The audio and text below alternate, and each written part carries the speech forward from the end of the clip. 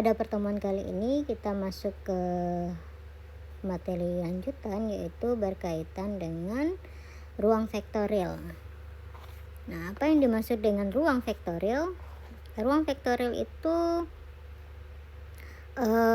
kita misalkan ada beberapa vektor dalam satu himpunan. Himpunan tersebut kita ketahui itu adalah V besar. Di himpunan tersebut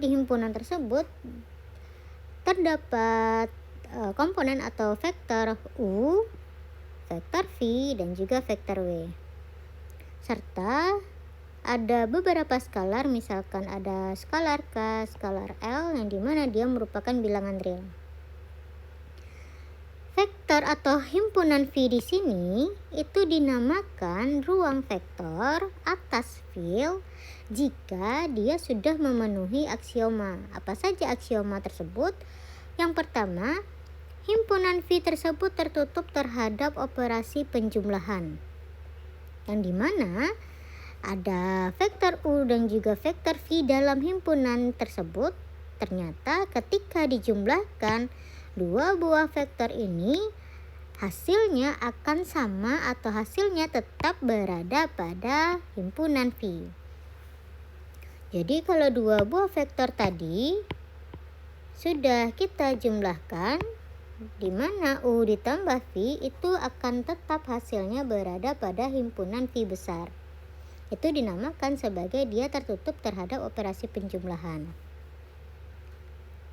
Lalu selain itu ada beberapa sifat lainnya, seperti vektor U ditambah vektor V hasilnya akan sama dengan vektor V ditambah vektor U itu sendiri. Vektor U ditambah dengan pengelompokan pencarian penjumlahan vektor V dengan vektor W hasilnya akan sama dengan pengelompokan penjumlahan vektor U dengan vektor V dijumlahkan lagi dengan vektor W. Lalu jika misalkan ada vektor 0 yang dimana dia merupakan himpunan V besar, dia atau setiap vektor U yang juga merupakan himpunan pada V besar, berlaku rumus vektor U ditambah 0, vektor 0 ditambah vektor U sama dengan vektor U itu sendiri. Vektor 0 itu yang seperti apa? Ini adalah vektor 0 yang dimana di dalam komponen elemennya itu adalah 0 semua. Itu merupakan vektor 0. Bagaimana cara membuktikannya? Misalkan kita punya vektor 0, yaitu 0, 0, 0, 0. Kita punya vektor U, yaitu 1, 1, 1, 1. Ternyata 0 kita jumlahkan dengan vektor U sama dengan 0, 0, 0, 0 kita jumlahkan dengan 1, 1, 1, 1. Maka hasilnya adalah 0 ditambah dengan 1, 1. 0 ditambah dengan 1, 1. 0 ditambah dengan 1, 1. Dan 0 ditambah dengan 1, 1. Berarti dapat dilihat ini sama dengan vektor U itu sendiri. Jadi ketika vektor U ditambah dengan vektor 0 atau vektor 0 ditambah dengan vektor U, hasilnya adalah vektor U itu sendiri. Dan sifat yang terakhir adalah jika vektor U merupakan himpunan V besar dan juga terdapat negatif vektor U, maka ketika mereka berdua dijumlahkan, hasilnya adalah vektor 0. Kita juga dapat membuktikan, kita coba buktikan. Vektor U kita adalah 1, 1, 1. Negatif vektor U kita adalah negatif 1, negatif 1, negatif 1, dan negatif 1. Berarti U kita kurangi, lalu kita jumlahkan dengan negatif U sama dengan 1, 1, 1, 1 kita kurangi dengan negatif 1. Kita jumlahkan dengan negatif 1, negatif 1, negatif 1. Hasilnya adalah 0, 0, 0, 0. Sama dengan vektor 0 itu sendiri. Jadi itu dikatakan himpunan V tersebut tertutup terhadap operasi penjumlahan. Jadi setiap dilakukan penjumlahan baik antara dua buah vektor, maka dia tetap berada pada himpunan V. Lalu aksioma yang kedua adalah V tersebut tertutup terhadap operasi perkalian dengan skalar. Skalar kita di sini adalah K dengan bilangan real. Maka ketika K dikali dengan vektor U, hasilnya akan sama atau tetap berada pada himpunan V besar. Beberapa sifat lainnya yaitu skalar K kita kalikan dengan penjumlahan U dan juga V sama seperti K dikalikan dengan U, lalu kita jumlahkan K dikali dengan V. Atau skalar K dengan skalar L kita kalikan dengan vektor U, hasilnya akan sama dengan skalar K dikali U ditambah dengan skalar L dikali U. Sifat yang ketiga, skalar K kita kalikan dengan skalar U dan juga L. Lalu skalar L itu hasilnya akan sama dengan kita kalikan skalar K dengan vektor U. Atau hasilnya akan sama seperti kedua skalar kita kalikan lalu kita kalikan dengan U. Dan yang terakhir, jika satu kita kalikan dengan titik pada vektor U, hasilnya akan sama dengan vektor U itu sendiri. Jadi itu adalah beberapa sifat atau aksioma yang dimana himpunan V tertutup terhadap operasi penjumlahan, dan yang kedua himpunan V tertutup pada operasi perkalian dengan skalar. Lalu himpunan vektor Euclides, dimana dengan kalau sebelumnya itu kita mempunyai beberapa ruang seperti R2, R3. Tapi bagaimana ternyata ada yang namanya Rn. Rn ini gimana? 2, 3 kita dapat ketahui komponen elemennya. Berarti nanti di sini komponen elemennya adalah X1, Y1. X1, X2. Berarti di sini adalah kita ganti A, B, C, D saja. Berarti komponen elemen pertama adalah A dan B. Komponen elemen untuk R3 berarti ada A, B, C. Sedangkan yang R bagaimana? Komponen elemennya bisa A, B, sampai dengan N. Nah, di mana himpunan matriks tersebut berukuran M kali N, yang dimana juga dia menentukan berapa panjangnya matriks yang dihasilkan nanti. Kemudian himpunan polinomnya pangkat N dengan operasi standar yaitu Pn ruang polinom Dn. Kita coba lihat operasi-operasi yang terdapat pada ruang vektor Euclides. Pertama, operasi penjumlahan yang pernah kita bahas sebelumnya pada beberapa vektor.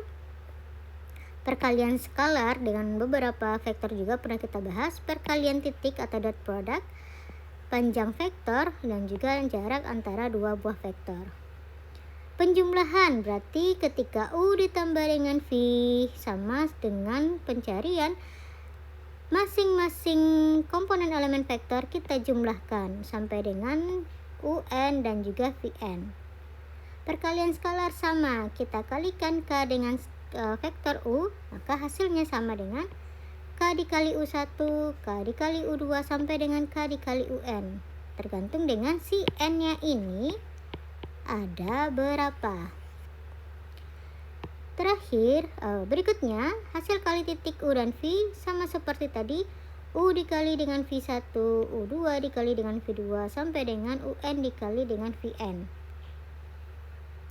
Panjang vektor atau norm U itu sama dengan pencarian kali titik antara U dengan U, kita pangkatkan setengah. Pangkat setengah di sini maksudnya bisa seperti akar hasil kali titik U dengan U.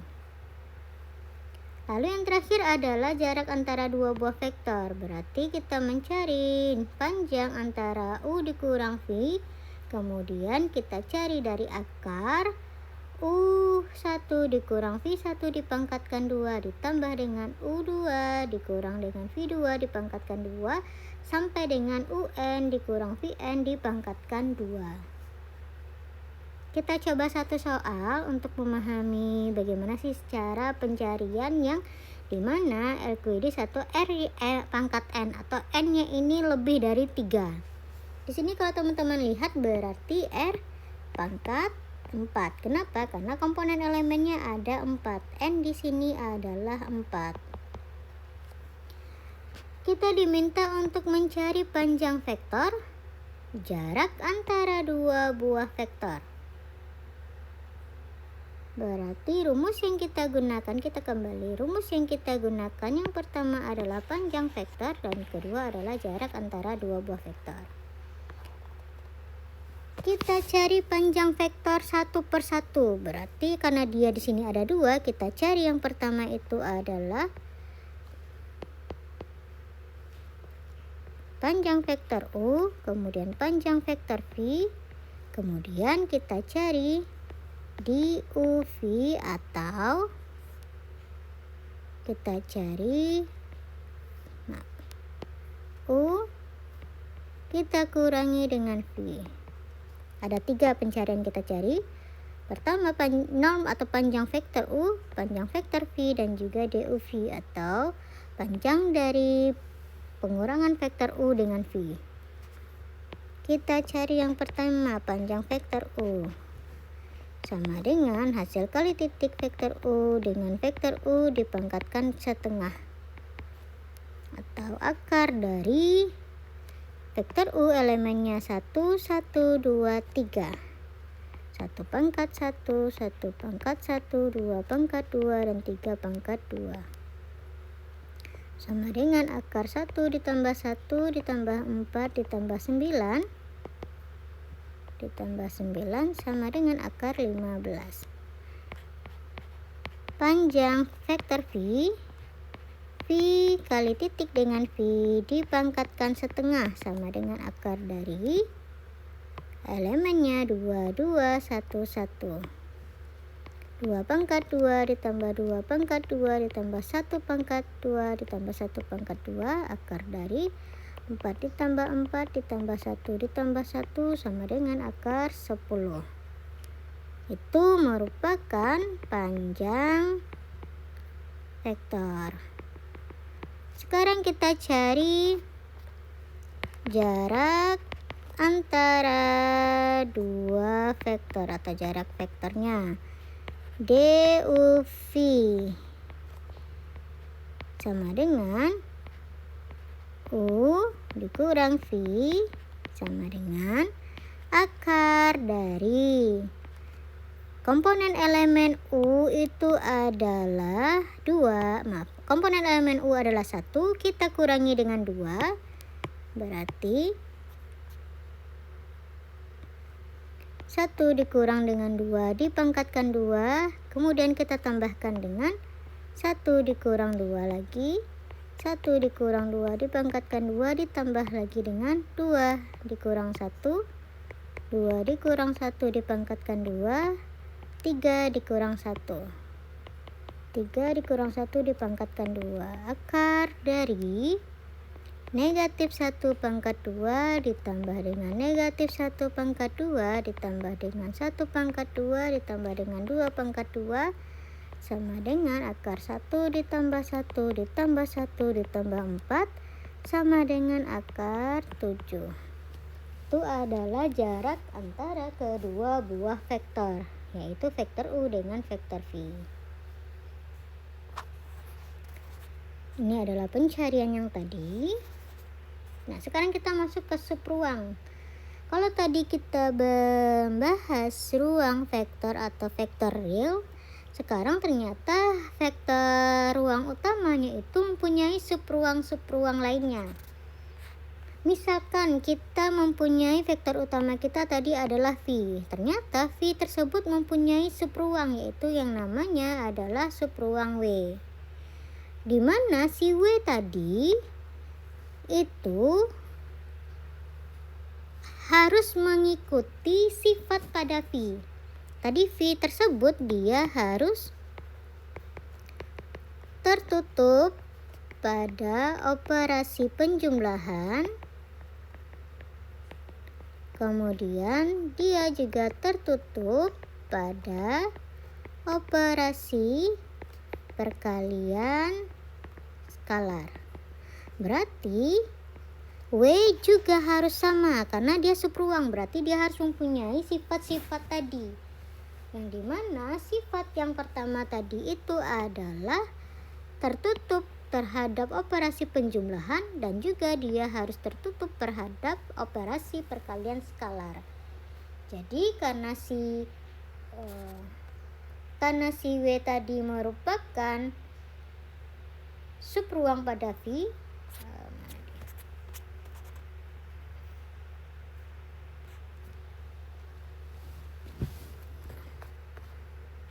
karena si V tadi merupakan subruang, karena W tadi merupakan subruang pada V, maka dia harus memiliki sifat-sifat yang tadi. Kemudian syarat W itu apa? Kalau agar dia dapat dikatakan sebagai subruang pada V, yang pertama adalah dia tidak boleh merupakan himpunan kosong. Himpunan kosong di sini adalah minimal si W harus mempunyai komponen elemen. Yang kedua, semua komponen elemen pada W itu juga termasuk himpunan pada V. Ketiga, jika U, A, dan juga V merupakan suatu vektor yang dimana dia himpunan W, maka ketika dijumlahkan dia juga merupakan himpunan W. Jika U adalah himpunan W dan K adalah bilang real, ketika dikalikan skalar K dengan vektor U, maka dia juga merupakan himpunan pada W. Nanti dapat kita buktikan salah satu contoh soal. Di sini teman-teman diminta untuk menentukan atau tunjukkan bahwa himpunan W berisi semua matriks ordo 2x2. Di mana setiap unsur diagonalnya adalah 0.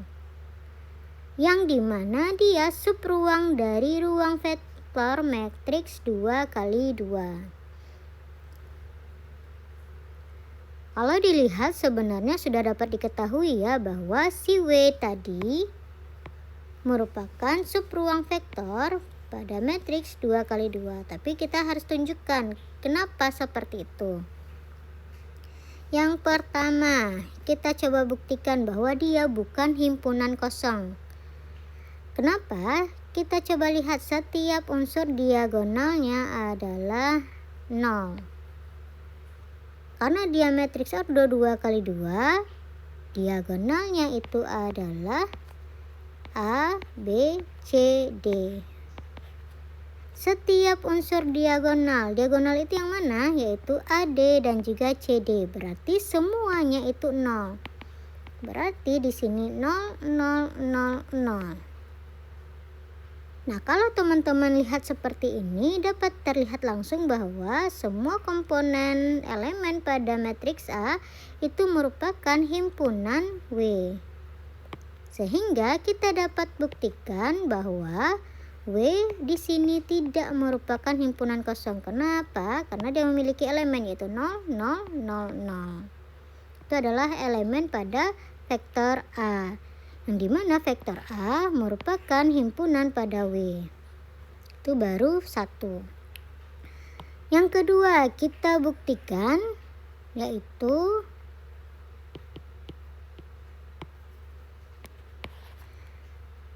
terlihat jelas bahwa dinyatakan W tersebut subruang dari vektor matriks 2x2. Berarti W adalah merupakan bagian dari vektor matriks 2x2. Yang perlu kita buktikan yang ketiga adalah hasil perjumlahan dua buah vektor yang dimana dia harus merupakan atau harus berada pada himpunan yang sama.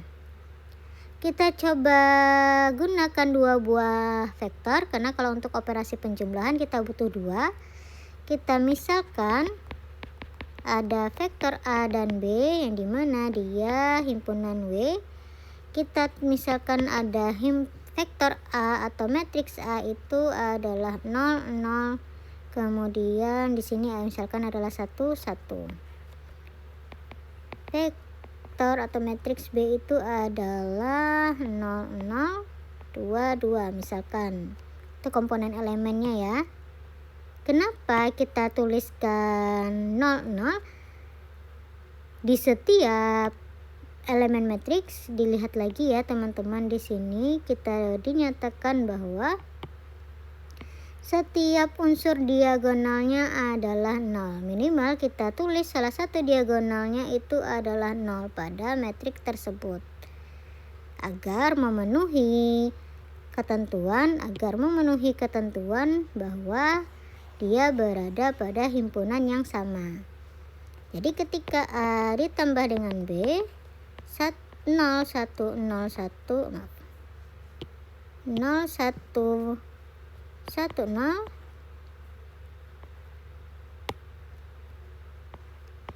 ditambah dengan 0, 2, 2, 0 sama dengan 0, 3, 3, 0. Di mana masih terbukti bahwa diagonal yang dimiliki pada operasi penjumlahan itu masih terdapat 0. Jadi dapat dibuktikan bahwa A ditambah dengan B masih merupakan himpunan pada W. Kenapa? Karena diagonalnya masih berupa 0 ketika kita jumlahkan.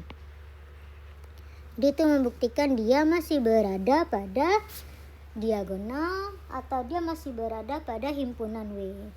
Kalau misalkan ternyata diagonalnya di sini salah satunya itu bukan 0 tetapi 3, maka itu tidak merupakan himpunan W. Jadi yang nomor 3 itu sudah tidak terbukti bahwa si vektor tersebut berada di himpunan yang sama. Berarti kita dapat katakan W tidak merupakan subruang. Kalau misalkan ternyata salah satu diagonalnya adalah 3. Karena tadi diagonalnya adalah 0, yang dimana diagonal sebelumnya pada matriks A dan juga matriks B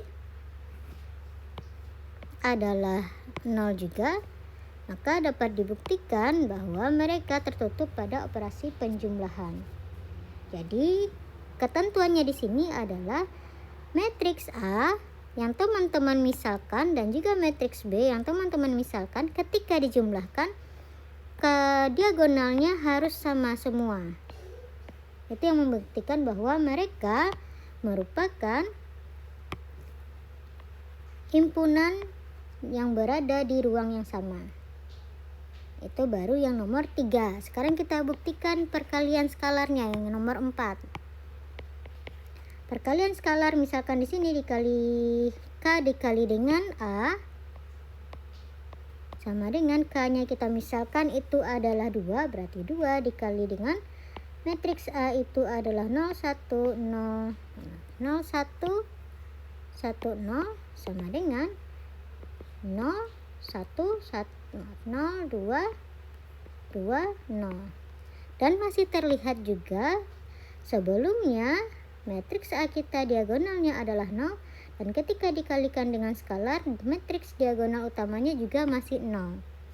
Dan di sana terlihat bahwa K ketika dikalikan dengan vektor A dia tetap berada pada himpunan B.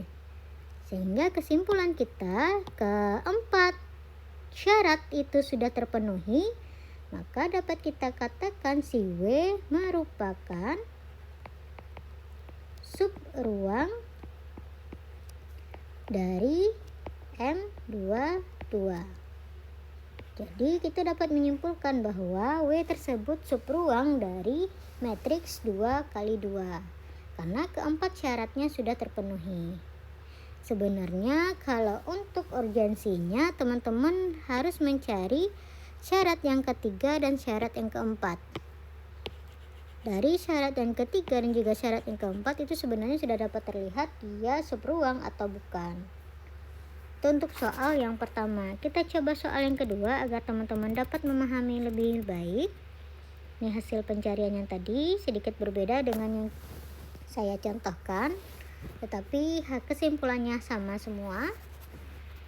Di soal yang kedua, di sini dapat teman-teman lihat kita diminta untuk periksa himpunan D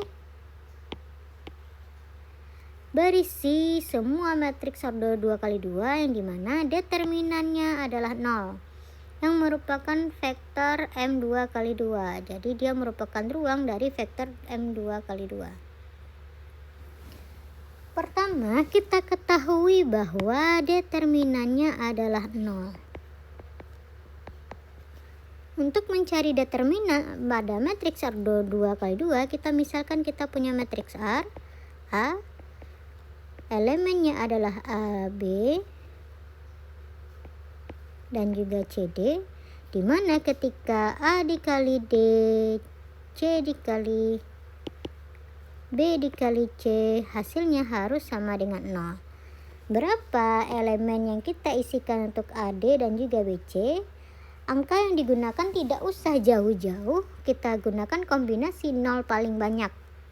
Berarti komponen elemen matriks pada A itu bisa saja 1, 0, 0, 0. Kenapa? Ketika kita kalikan A kali D dikurang B kali C sama dengan A-nya adalah 1 dikali 0 dikurang 0 dikali 0, hasilnya adalah 0.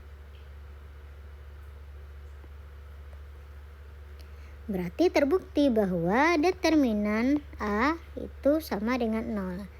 Dapat kita gunakan kombinasi matriks tersebut. Pertama, kita coba buktikan matriks A itu adalah kombinasinya 1, 0, 0, 0. Ketika dicari determinan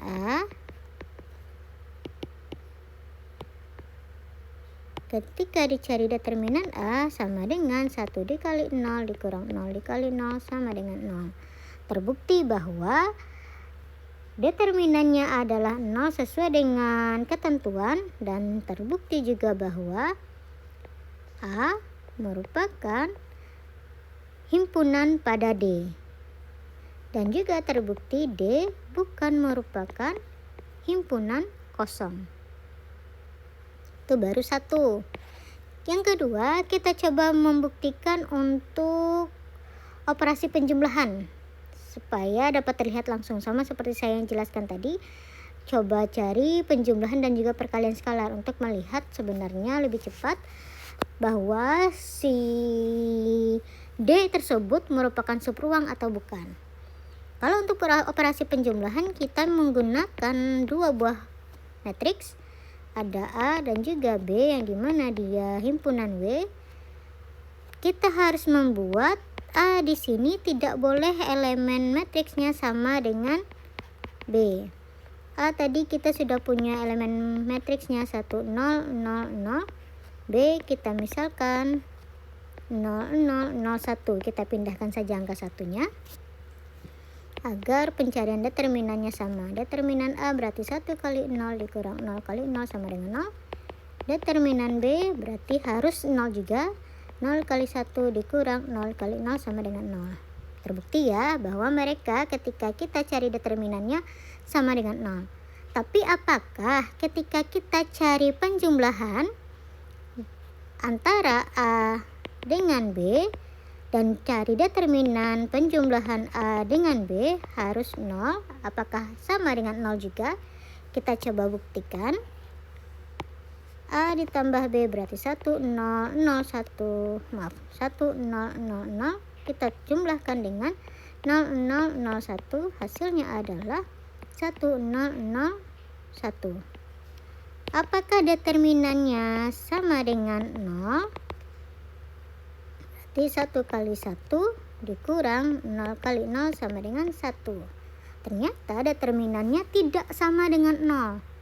Sehingga dapat kita simpulkan A ditambah B atau determinan A ditambah B hasilnya tidak sama dengan 0. Jadi kita sudah dapat mengambil kesimpulan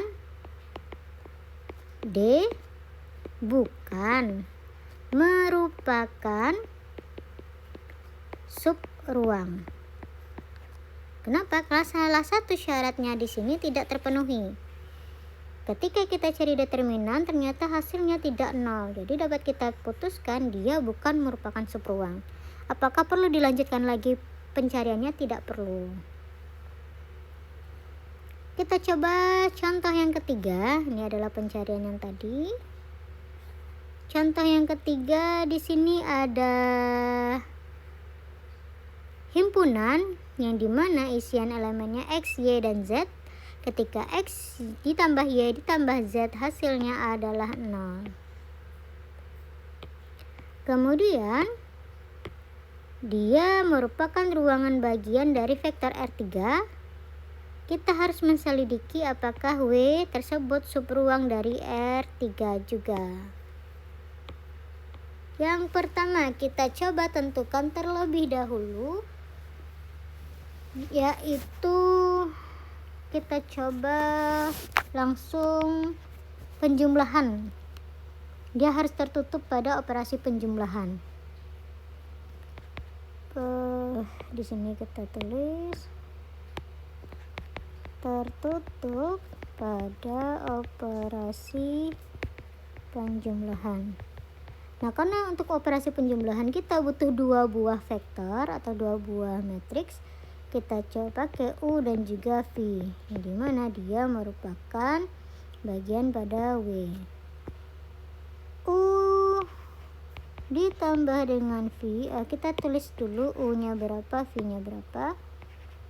U itu kita misalkan dia ada X1, Y1, Z1, V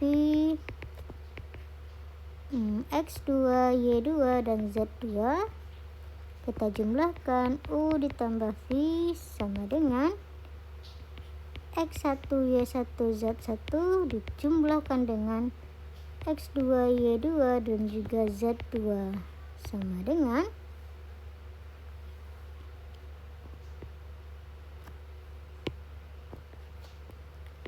X1 ditambah dengan X2 ditambah dengan, maka hasilnya sama dengan X1 ditambah Y1 ditambah Z1 ditambah dengan X2 ditambah Y2 ditambah Z2 sama dengan 0 ditambah 0 sama dengan 0. Kenapa 0? X1 ditambah Y1 ditambah Z1 itu sama seperti bagian atas adalah 0. Kemudian X2 ditambah Y2 tambah Z2 juga sama seperti yang di atas, ketentuan kita sama dengan 0. 0 ditambah 0 sama dengan 0. Jadi dapat disimpulkan yang pertama U ditambah V itu merupakan himpunan W. Sekarang kita cari perkalian skalar K dikali dengan U. Misalkan K-nya adalah K biasa, kita tidak usah pakai angka.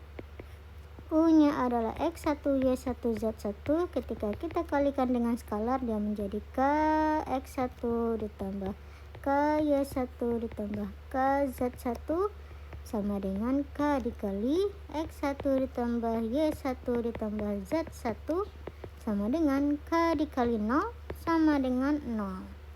Sehingga dapat disimpulkan K dikali U sama dengan, atau dia merupakan bagian dari himpunan W. Jadi sudah terbukti 2 buah, kita dapat simpulkan bahwa W tersebut adalah subruang dari R.